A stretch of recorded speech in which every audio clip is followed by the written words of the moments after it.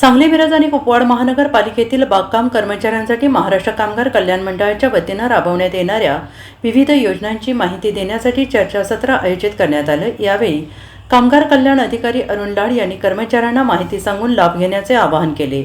महापालिकेच्या उद्यानामध्ये जवळपास 100 कर्मचारी काम करतात आणि त्यांच्यासाठी महामंडळाच्या वतीनं सर्वसाधारण शिष्यवृत्ती योजना, उच्च शिक्षण शिष्यवृत्ती योजना, क्रीडा शिष्यवृत्ती, पाठ्यपुस्तिका, अर्थसहाय्य, MSCIT अर्थसहाय्य, गुणवंत विद्यार्थी गौरव, साहित्य प्रकाशन अनुदान, शिवण मशीन अनुदान, गंभीर आजार उपचार अर्थसहाय्य, प्रधानमंत्री सुरक्षा विमा योजना अशा आर्थिक लाभाच्या योजना राबवण्यात येतात। तसेच लांब पल्ल्याच्या सहली आणि शासकीय संगणक टंकलेखन कोर्सचे आयोजन करण्यात येते। विश्वकर्मा आदर्श कामगार पुरस्कार, कामगार भूषण पुरस्कार, मेघजी लोखंडे कामगार मित्र पुरस्कार योजना आहेत। राज्यस्तरीय क्रीडा स्पर्धा, कुस्ती स्पर्धा, नाट्य स्पर्धा, भजन स्पर्धा, समरगीत स्पर्धा, कामगार साहित्य संमेलन, लोकनृत्य आदी उपक्रम राबवण्यात येतात। याचा लाभ घ्यावा असं आवाहन करण्यात आलं। यावेळी केंद्र संचालक संगसेन जगतकर, केंद्रप्रमुख अरविंद केसरकर आणि रवींद्र केंपवाडे आदी उपस्थित होते।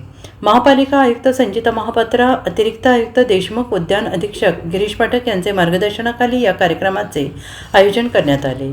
शिष्यवृत्ती, पाठ्यपुस्तक, MSCIT असेल, गंभीर साहित्य योजना यासारख्या योजना उपक्रमाची आपण या ठिकाणी आज माहिती दिलेली आहे।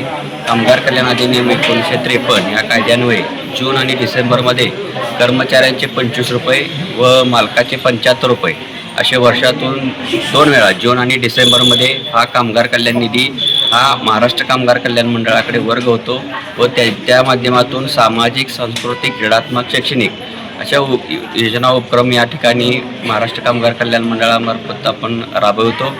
या ठिकाणी आज मोठ्या प्रतिसाद महिला कर्मचाऱ्यांचा सन्माननीय रवींद्र केंपवाडे साहेब यांच्या माध्यमातून मिळालेला आहे।